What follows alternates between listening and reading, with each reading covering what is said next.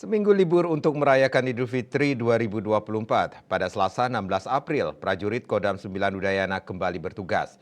Oleh karena itu, Pangdam 9 Udayana Mayor Jenderal TNI Bambang Trisno Hadi mengumpulkan dan mengecek kehadiran prajuritnya di lapangan Makodam Denpasar.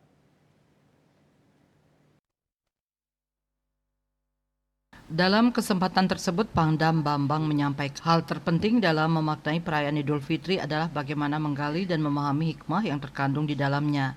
Lebih dari sekedar ritual keagamaan, Idul Fitri juga merupakan momentum untuk memperkuat ikatan tali silaturahmi dan persaudaraan yang akan menghidupkan semangat kebersamaan, saling menghormati dan menciptakan interaksi yang harmonis di tengah keberagaman. Lebih lanjut, Jenderal Bintang 2 ini mengungkapkan silaturahmi akan melahirkan energi positif, motivasi, dan sinergi.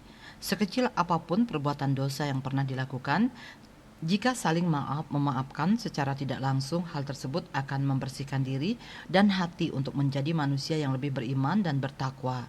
Jadikanlah nilai-nilai keimanan tersebut sebagai landasan utama dalam setiap langkah dan kinerja di satuan.